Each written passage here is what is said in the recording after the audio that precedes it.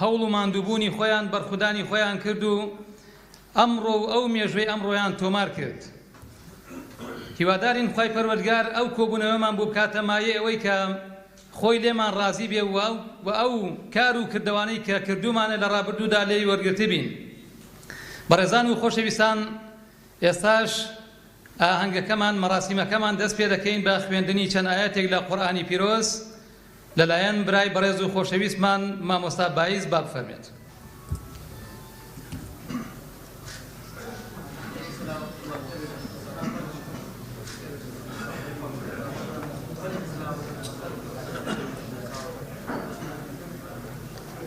السلام عليكم. أعوذ بالله من الشيطان الرجيم. يريدون ليطفئوا نور الله بأفواههم والله متم نوره ولو كره الكافرون. هو الذي أرسل رسوله بالهدى ودين الحق ليظهره على الدين كله ولو كره المشركون. يا أيها الذين آمنوا هل أدلكم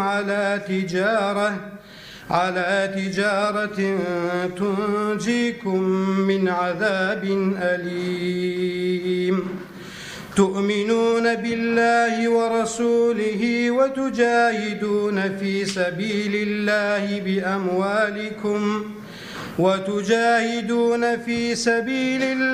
بأموالكم وأنفسكم ذلكم خير لكم إن كنتم تعلمون. يغفر لكم ذنوبكم ويدخلكم جنات تجري من تحتها الأنهار ومساكن طيبة في جنات عدن ذلك الفوز العظيم. وأخرى تحبونها نصر من الله وفتح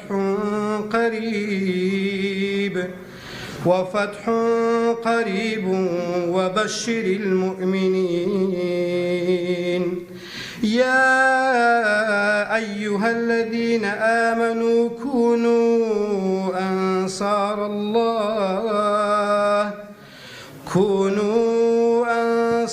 الله كما قال عيسى ابن مريم للحواريين من أنصاري إلى الله؟ قال الحواريون نحن أنصار الله. فآمنت طائفة من بني إسرائيل وكفرت طائفة فأيدنا الذين آمنوا على عدوهم فأصبحوا ظاهرين.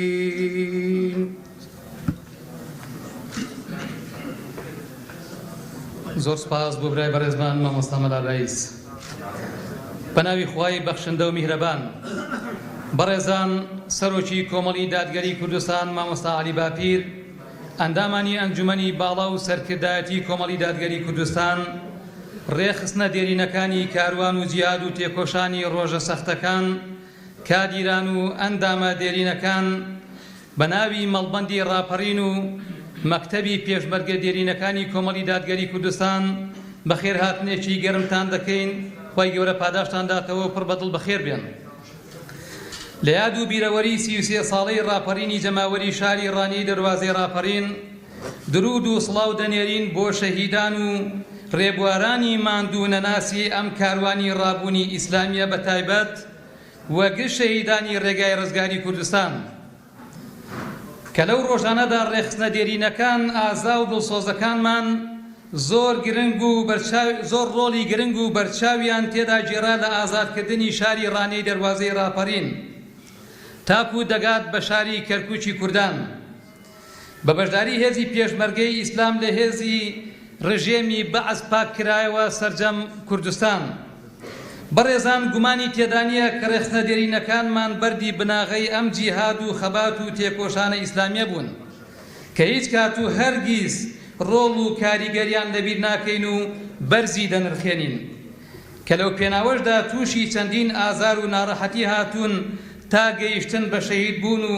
جێهێشتنی خاک و وڵات و نیشتیمان و زیندانیکردن. ئەرکی ڕێخنەدێرینەکان زۆر گەورە بوون لە پاڵپشتیکردنی هێزی پێشمەرگەی ئیسلام لە دەڤەرەکەماندا دەدەڤەری پشدەربی توێن کە خۆی دەبینەوە لە یەکەم دابینکردنی پێداویستەکانی مەقەڕ و بارەگای هێز لە قەڵاتوکان و سنووری خەندیل، دوو ناردنی دەرمان و پێداویستی و تەندروستی و جلوبەرگ و پێخەف و پارە و خۆراک، سێ کڕین و پەیداکردنی چەک و تەقەمەنی و بەهێزکردنی زانیاری هەواڵگری لە ڕێگەی ناردنی ڕاپۆرت و زانیاری، چوار بەرچاوڕوونی و ڕێنیشاندەریکردن بۆ ئەو مەفرەزانەی بەکاری پێشمەرگانە و ڕێخستن بە جەولە دەهاتنەوە بۆ ناو شارەکان، پێنج ئامادەکردن و پەروەردەکردنی ئەندامی نوێ و ناردنیان بۆ نێو ریزەکانی هێزی حەمزە و ئازادی لە بناری قەندیل، شەش گەیاندنی نامە و چاپەمەنی و بڵاوکراوەکان و کاسێت و وتاری سیاسی و ئاهەنگەکان کە لە هێزی حەمزەوە دەگەیشتنە دەست ڕێخستنەکان و لە ناوشاردا دەگەیاندران بە شارەکانی سلێمانی و هەولێر و دهۆک و مووسڵ و کەرکووک وە گشت شار و شارۆچکەکانی کوردستان لەگەڵ ئەم هەموو زەبر و زەنگ و فشارانەی ڕژێمی بەعسی ڕووخاودا، حەوت ئەنجامدانی چالاکی سەربازی و وەشاندنی گورزی کاریگەر لە دوژمن لە ناوخۆدا کە شەهید مصلح جەلشی سەرمەشقی ئەم سەروەریە و شەهید فەقیه حەسەن ماخۆبزنیش ئەویش یەکێکی ترە لە شانازیەکانی ڕێخستنەدێرینەکان و لە کاتی ڕاپەڕاندنی ئەرکەکانی ڕێخستن کە هاوکاریکردنی پێشمەرگە بوو لە بناری چێوە ڕەشکەوتە بۆ سەی خۆفرۆشان و شەهید کرا. هەشتەم ڕێخستنەکانمان لەم سنوورەدا تووشی ئەشکەنجە و ئازار و دەستگیرکردن بوونەوە و دواترینیان و بەناوبانگترینیان و چۆن دەڵێ چاکترینیان کە خەڵک پێی ئاشنابێ دەستگیرکردنی هەردوو برای بەڕێزمان کاک سەید جەلال و سەید مستەفا و کاک مامۆستا حەمەسوور و دەستگیرکردنی شانەیەکی گەورەی ڕێخستن بە چەند ڕۆژێک بەر لە ڕاپەڕینی 91 کە لە شاری چوارقورنا کە ئێستاش جەنازەکانیان بێسەر و شوێن و تاوەکو ئێستا هیچ ئاسەوارێکیان دیار نییە. بۆیە بەڕێزان لەم سۆنگەیەوە مەڵبەندی ڕاپەڕینی کۆمەڵی دادگەری و مەکتەبی پێشمەرگە دێرینەکانی کۆمەڵی دادگەری لە یادی 30 ساڵەی ڕاپەڕیندا بە پێویستمان زانی ئەم ڕێزلێنانە وەک وەفایەک بۆ خەبات و تێکۆشانی ئێوە ساز بکەین کە لە 5 هەشتی 2023ەوە سەرگەرمی ئامادەسازین بووی. هەر لێرەشەوە سوپاس و پێزانی هەموو ئەنجومەن و ئۆرگان و ڕێخستنەدێرینەکان دەکەین کە هاوکار بوون بۆ سەرخستنی ئەم پرۆژەیە. دووبارە بەخێر بێن، سەربەرزی و سەرفرازی بۆ ئێوەی بەڕێز و ڕێخستنەدێرینەکان، درود و سڵاو بۆ شەهیدان و ڕەحمەت بۆ ئەوانەی لەو پێناوەدا کۆچیان کرد. مەڵبەندی ڕاپەڕینی کۆمەڵی دادگەری و مەکتەبی شەهیدان و پێشمەرگە دێرینەکان 5 سەی 2024 زاینی وەسەلام عەلەیکم وەڕەحمەت اللهی وبەرەکاتوه. بەڕێزان بەردەوام دەبین لەسەر مەراسیمەکەمان. برای بەڕێزمان کاک شەریف وەرزێر بەرپرسی مەکتەبی پێشمەرگە دێرینەکان و شەهیدان وتەیەکتان پێشکەش دەکا، بەڕێزیان با بفەرمێت.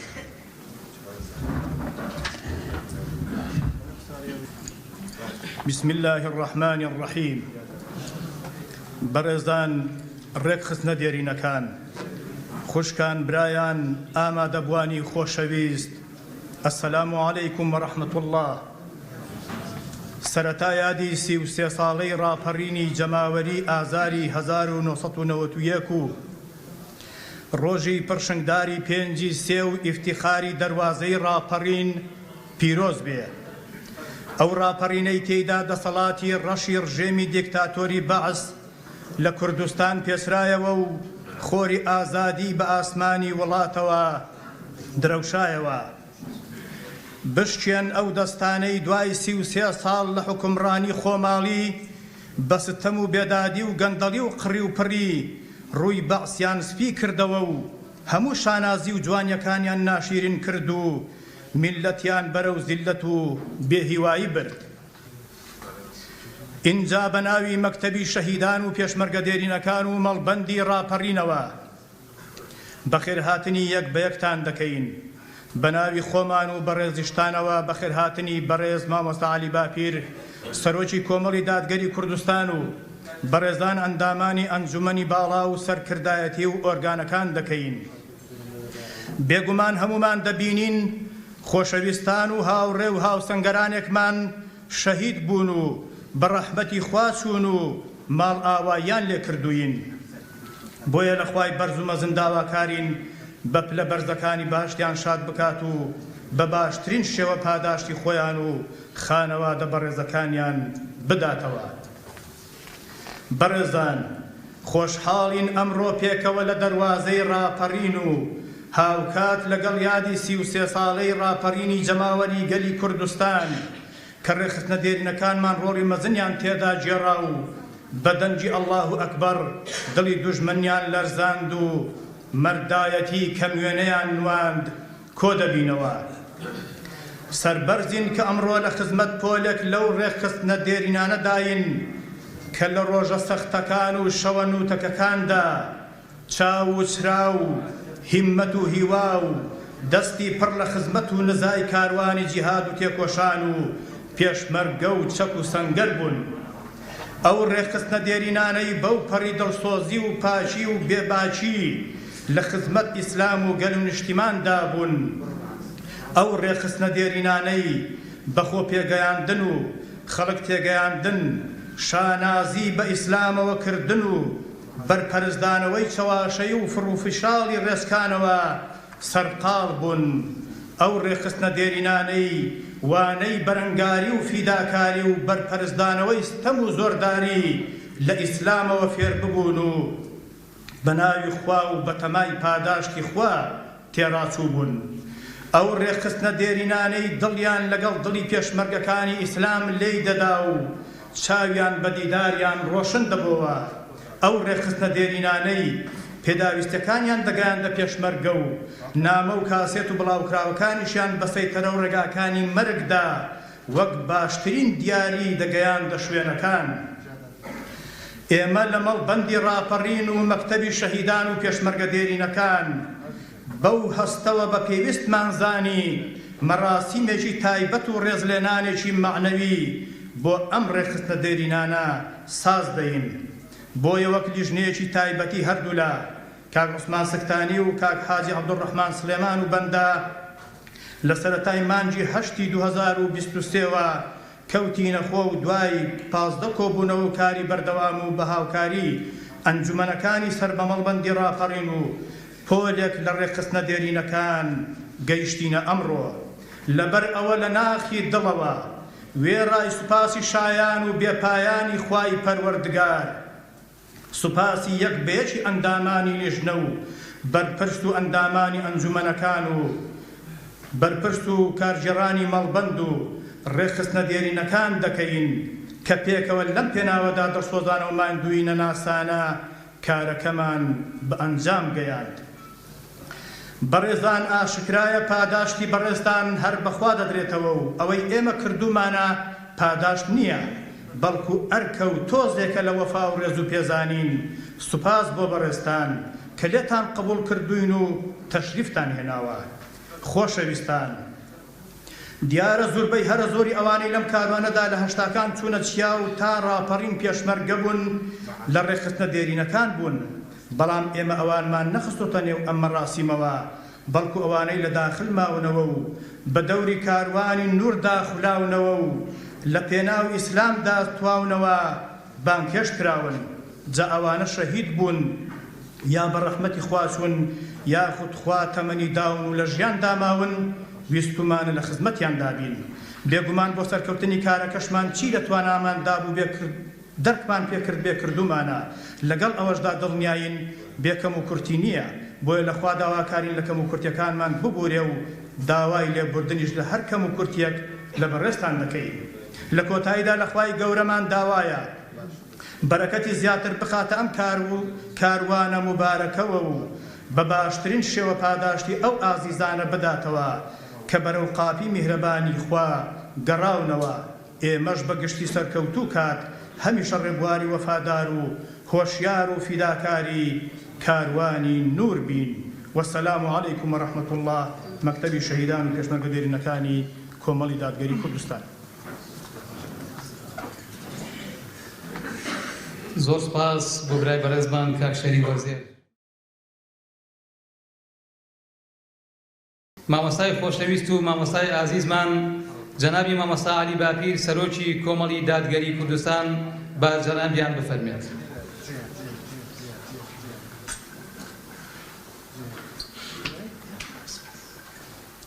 السلام عليكم ورحمة الله. الحمد لله وصلوات الله وسلامه وبركاته على رسول الله محمد وآله المهتدين بهداه من الصحب والأزواج والقرابة والتابعين لهم بإحسان إلى يوم لقاء الله. منيش بخيراتني همولاك دكم ودسخوشيش دكم لمكتبي پێشمەرگە و شەهیدان هەروەها لە بەڵبەندی ڕاپەڕین کە ئەم مەراسیمەیان ساز کرد. شتێکی زۆر باشە. بێگومان وەفاداری لە ئیمانەوەیە. پێغەمبەری خاتەم صلى الله عليه وسلم فەرموویەتی إن حسن العهد من الإيمان. حسن العهد واتە ئەوە کە ئینسان کاتی پێشتری لە بیر بێت. مەبەست پێ لە کوردی بە وەفاداری تعبیر دەکرێت. ئەم زۆر سپاسیان دەکەم و خۆشحاڵیشم بەڕاستی بە دیداری هەموو ئەو برا بەڕێزانە و هەندێک لەو خوشکە بەڕێزانەش کە دیارە ئەوانیش خوشکانیشمان شان بەشانی برایان چ کاتی خۆی لە هۆکو هێزی پێشمەرگە چ لە ڕێخستنەکانیشدا خوشکانیش هەر بەشدار بوون. بەڵکو زۆر جار ماڵ و منداڵ و ئافرەتان فشار و زەختی زیاتریان کەوتۆتە سەر بە حوکمی سروشتی ئافرەتان کە عەتف و سۆز و ڕەحمیان زۆرە دەستیان لەسەر دڵیان بووە هەم لەبەر سەلامەتی خۆیان ماڵ و مێردیان. خوا پاداشتی هەموو لایەکداتەوە. ئەمڕۆ دیارە 33 ساڵ تێدەپەڕێ بەسەر ڕاپەڕینی جەماوەری خەڵکی کوردستان لە 5 ساڵی 1991. بەو بۆنەوە من چەند قسەیەکی کورت دەکەم دوایی باسێکی ڕێخستن دێرینەکان و ڕۆڵ و کاریگەریان دەکەم هەرچەندە باسیش کرا. بەڕێزان ئێمە ئێستا کە لێرە وەستاوین 33 ساڵی ڕێک بەسەر ئەو ڕاپەڕینە جەماوەریەدا تێدەپەڕێکە لەم شاری ڕانیەوە کە دوایی ناوی لێندرا دەروازەی ڕاپەڕین چەخماخەیدا. دوای 33 ساڵ کە خەڵک ڕاپەڕنی و قوربانی زۆریدا و شەهید ماندان بریندار ماندان کەم ئەنداممان بوون خەڵکیش زۆر تووشی ناڕەحەتی و گرفتاری بوو بە تایبەتی دوای دژەهێرشی ڕژێم و کۆچڕەوێکی زۆر گەورە کە شتێکی کەمیێنە بوو لە مێژووی کووردا ڕوویدا و خەڵکێکی زۆر لەسەر سنوورەکان جانی سپارد بە سەرما و گەرما و لە منداڵ و ژن و هەموو تەمەنەکان. دوای 33 ساڵ کە ئێمە چاو دەژێڕینەوە بە واقعی وڵاتەکەی خۆماندا کە 33 ساڵ لەمەوە پێش دیارە ڕژێمی بەعسی گۆڕ بە گۆڕ حکمی ئەم خەڵک و وڵاتەی دەکرد و حکمی سەرجەم خەڵکی عراقی دەکرد. بەڵام چۆنی حکم دەکرد؟ بە تەکید بە زوڵم و ستەم و بە فەڕزکردنی ئەجێندای تایبەتی خۆی و بە پێشێلکردنی ئیرادەی خەڵک و مافی خەڵک و زەوتکردنی مافەکانیان و بە حیساب نەکردن بۆ خەڵک کە خەڵک ڕای چی دەوێت چۆنی دەوێت هیچ حسابێک بۆ خەڵک نەدەکرا. ڕژێمی بەعەز چۆن لە بەرژەوەندی خۆی بوو بەو شێوە حکمڕانی دەکرد. هەڵبەتە ناڵێین ڕژێمی بەعەز هیچ خاڵێکی ڕووناکی تێدا نەبووە بە تایبەت دوای ئەوەی کە خەڵک ئەزمموی حکمڕانی خۆماڵی بینی لە هەندێک ڕۆوە کە ئەم ئەزممونە بەراورد دەکات لەگەڵ سەردەمی ڕژێمدا عجایب لێ خەڵکێک بڵێ فڵان شتەی سەردەمی ڕژێم باشتر بوو، فڵان شتەشیان باشتر بوو، فڵان شتەشیان باشتر بوو. ڕاستیشە، چونکە بەداخەوە ئەو شێوە ئیدارەدان و حکمڕانیەی لەم وڵاتە بەڕێوە دەچێت لە ماوەی نەڵێن 33 ساڵی ڕابردوو، چونکە ساڵێک هەر خەریکی ڕاپەڕین و دوای دژەهێرشی ڕژێم و تا دوایی لە 92 یەکەمین هەڵبژاردن کرا بۆ پەرلەمان. بەڵام خۆ لەو کاتەوە ئێمە 32 ساڵە 31 ساڵە خاوەنی حکمڕانی خۆماڵی خۆمانی کە تەماشای واقعەکەمان دەکەین و میلەتەکەمان دەکەین. ئێستا خەڵک نائومیدی زۆر پشووی پێسوار کردووە، تەنگی پێڵچنیوە، خەڵک زۆر ڕەشبین بووە و خەڵک لە ڕووی ژیان و گوزەرانیشەوە زۆر تووشی سەغڵەتی بووە. بەڵێ دەزانم کە لەو کاتە بەم لاوە جۆرێک لە خۆشگوزەرانی و ڕووفاهیەت و ئەوانش هاتۆتە وڵاتەوە. کاتە من بەبیرم دێ خەڵک ئاردی بە کیلۆ دەکڕی، ڕۆنی بە کیلۆ دەکڕی، شەکر و یعنی پێداویستێ سەرەتایەکانی ژیان زەحمەت دەست دەکەوتن. ئێستا لە چاوە کات بەتاکید ئاستی ژیان لە ڕووی خۆشگوزەرانیەوە شۆتە سەرتر. بەڵام بە بەراورد لەگەڵەوە کە ئێمە حکومەکە هی خۆمانە و وڵاتەکەشمان وڵاتێکی هەژار و نەدار نییە. ئێمە نەوتمان هەیە، غازمان هەیە، باژ و خەرازمان هەیە، گومرگمان هەیە، بەرهەمی خۆماڵیمان هەیە، زۆر شتمان هەیە و وڵاتەکەمان دەگونجێت زۆر شتی تێدا بێ. وڵاتەکەمان ئاوی شیرینمان هەیە، زەویمان هەیە، بەردمان هەیە، نەوتمان هەیە، کانزامان هەیە، یعنی دەگونجێت زۆر شتی تێدا بکرێت. دەگونجا کە ژێرخانێکی ئابووری زۆر مەحکەممان هەبێ لە ڕووی کشت و کاڵەوە، لە ڕووی پیشەسازیەوە، لە ڕووی ئاژەڵداریەوە، لە ڕووی دروستکردنی بەنداوەکانەوە، چاکردنی ڕێگەوبانەوە کە ڕۆژانە خەڵک بەهۆی ڕووداوی هاموشۆ ئێستاش گیان لەدەست دەدا. من هۆکاری سەرەکی ئەو شێوە ئیدارەدانە سەقەت و خراپەی کە هەردوو حیزبی حکومڕان کە وڵاتەکەیان دابەش کرد و دابەشکردنێکی حیزبی ئێستاش لەگەڵدا بێ دابەشکردنی حیزبەکان بەردەوامە. دەیگێڕمەوە بۆ ئەوە کە شێوەی عەقڵیەتی حکمڕانیەکەیان هەڵەو و شێوەی نیەتی حکمڕانیەکەشیان هەڵەو. هەم عەقڵیەتی حکمڕانیەکە کە تۆ تەنیا ئێستا ببینی و پێت وابێ ئەم وڵاتە مۆنۆپۆلی خۆت و بنەماڵە و حیزب و خزمەکەتە، چۆن زیاتر بۆ بکرێت بیدۆشە پارەوە سەرێکنێ بەبێەوەی ژێبدەوەی داخوا خەڵک چی دەڵێ، خەڵک چۆن دەژی و پاشان بێ ژێبدەوە کە 10 ساڵی دی 20 ساڵی دی دەبێت خەڵک چی لێبێ. خۆتان ئاگادارن کە ئێستا باز دەکرێت کە گرێبەسەکانی نەوت کاتی خۆی ئەم نەوتیە وڵاتە هەرزان فڕۆش کراوە و پارەی زۆر وەرگیراوە. ئێستاش لەگەڵدا بێ نەوتی هەرێمی کوردستان زۆر بۆیە ڕاگیرا چونکە زۆر بە هەرزانی دەفرۆشرێ، بە چەند هەرزانتر لە حکوومەتی نێوەندی بۆی کتەبا زەرەرمان زیاترە. پاشان هەر دەبێت قەرزی کۆمپانیاکان بدرێتەوە کە لەگەڵیان بوونە شەریک. کەواتە هۆکاری سەرەکی ئەم شێوە ئیدارەدانە غەڵەتە دەگەڕێتەوە بۆ خەلەل لە عەقڵیەتی حکمڕانیدا. جا خۆ ئینسان دڵ عاقڵ و کەسێ بە عەقڵی خەڵک خۆی دەوڵەمەندکە، زانا و کەسێ بە زانیاری خەڵک خۆی دەوڵەمەندکە. خۆ ئەو بە ڕێزانە ئەگەر ئەزمموی حکمڕانیان نەبوو کە نەمان بووە، خۆ دەیانتوانی لە خەڵکی دیکە بپرسن، دەیانتوانی لە ئەزمموی خەڵکی دیکە بەهرە وەربگرن. زۆر جار باسم کردو من لە ساڵی 2011 بوو، کۆتایی 2010 بوو، چوون بۆ مالیزیا. لەوێ لەگەڵ خەڵکی شارەزا دانیشتم، وتم ئەم مالیزیایە کە مالیزیا یەکێکە لە وڵاتە پێشکەوتوەکانی ڕۆژهەڵاتی ئاسیا. کوالالامپور هەر وەکو لەندەن و پاریس و بەرلین و ئەوانە وای لە ڕووی پێشکەوتنەوە. گوتمەوە چۆن بوو؟ گوتیان ئێمە سەرۆکێکمان لێ هەڵکەوت، مهاتیر محەممەد، پیاوێکی دڵسۆز هەڵسا ئەم شارە و شارەکانی دیکەی بنیاتنان لە ماوەی 10 ساڵدا ئەم وڵاتەی دروست کرد. بەڵام تەماشا بکەن ئێمە چەند کارگەمان هەیە، چەند معمەلمان هەیە، چەند لە گەنجولاوە بێکارەکانی ئێمە، چەند لە خەریج و دەرچۆکانی زانکۆکانی ئێمە لە وڵاتی خۆماندا ئیشیان دەست دەکەوێت، یاخود لە بەرنامەوەی سەری خۆ هەڵدەگرن و دەڕۆن. جا ئەوەی کە لە ڕێ لە دەریادا بخینچێ، ئەوەی کە چی لێ بێ ئەوەی کە بگاتەوێ لەبێ زۆر جار هەر شاگرد مەطعەمی و ئیشی سەرتاشی و ئیشی ئەو نیشانەیان دەست دەکەوێت ئەوە عەقڵێتی حوکمڕانی نیەتەکەش هەر تەواو نەبوو نیەت ئەگەر نیەتەکە تەواو وایە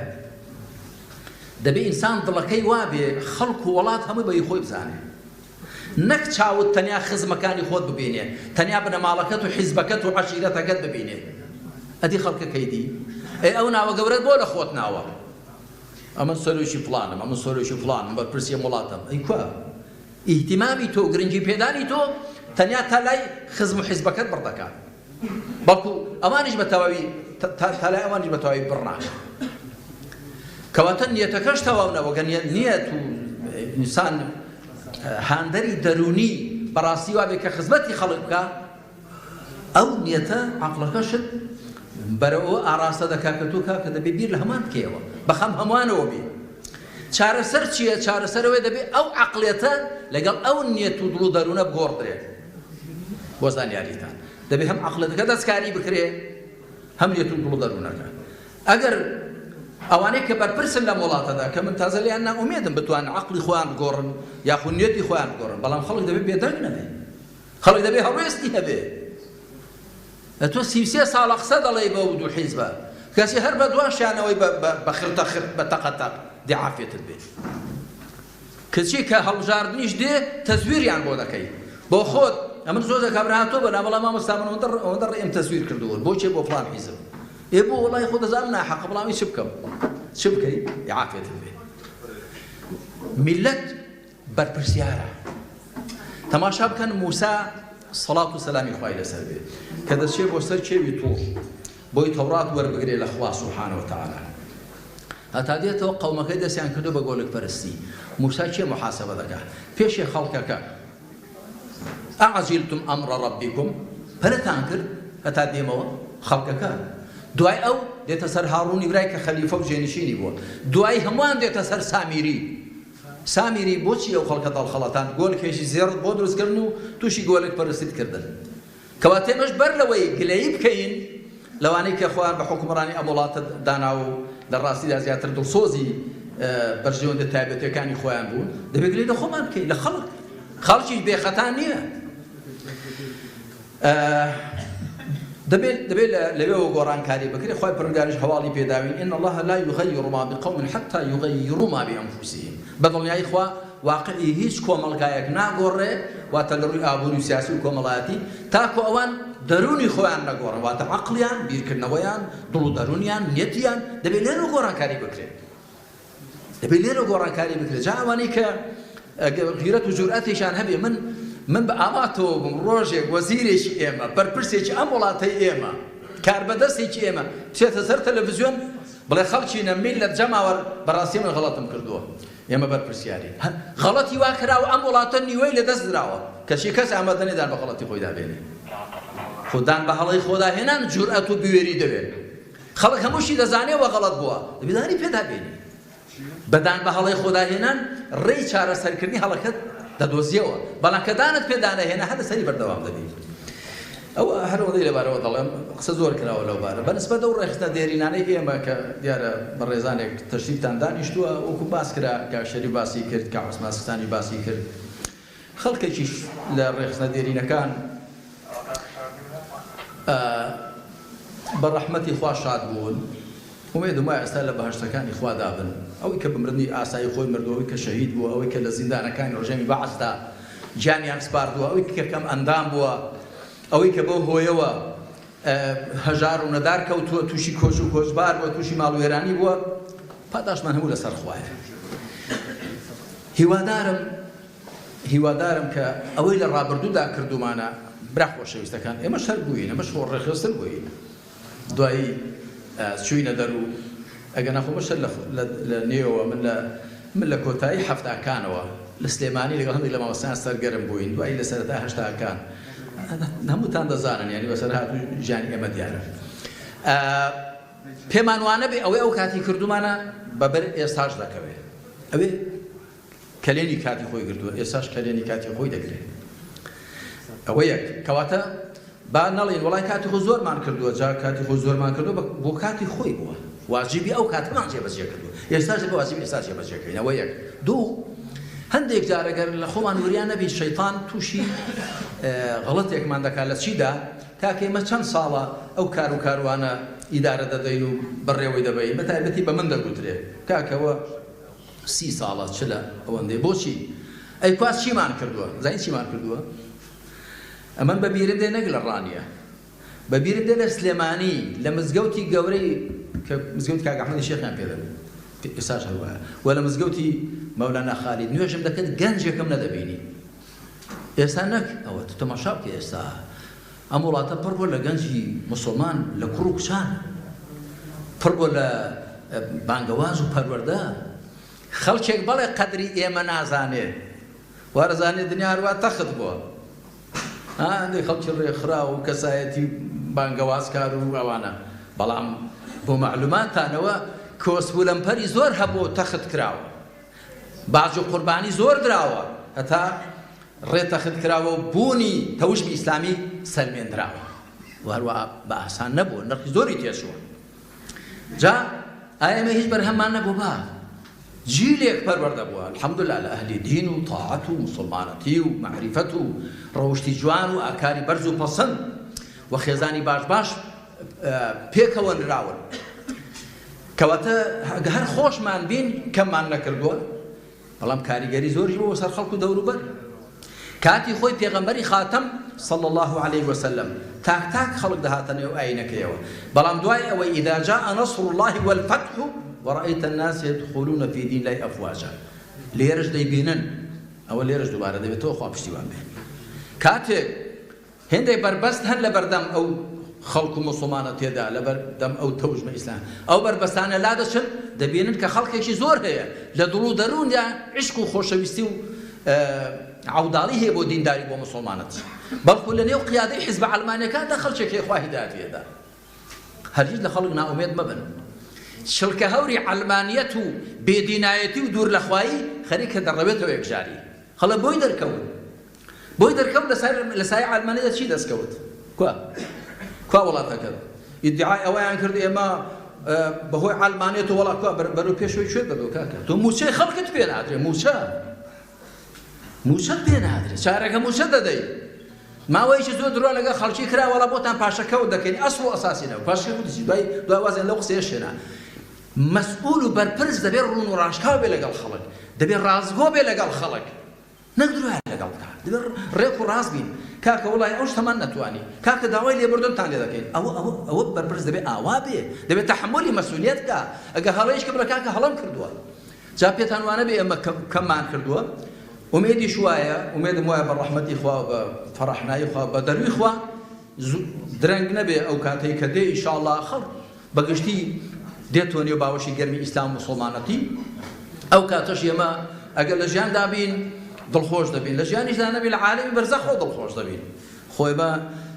قەناعەتمان وایە ئێرە هەر ژیانێکی کاتیە ئێرە پردێکە دوایی دەچینە قۆناغی بەرزەخ پێتان وا ئەو شەهیدانەمان کە ناگوجێ پیا و ناویان بێنێ پێتان وا بێ ئاگان لە مۆزعانە هەندێک لە شەهیدەکانمان هەر گرفتێکمان بێتە پێش ئەمن خەوی پێوە دەبینم خۆ ئاگادارە بێئاگانین ئاگاداری وەزعی ئەمە بەخۆشیمان دڵخۆشن بە ناخۆشیمان دڵ ناخۆشن بە تایبەتی پێغەمبەری خاتەم صلی الله عليه وسلم لە عالەمی بەرزەخۆ دەمان بینێ ئاگاداری ئەوزاع و ئەحواڵدانە ئەمجا کە ئێمە لێرەش نەبین دەچین عالەمی بەرزەخ لێوە دڵخۆش دەبین خوا بە لوتف و کەڕەمی خۆی لە هەموو لایەکی قبوڵ کرد بێ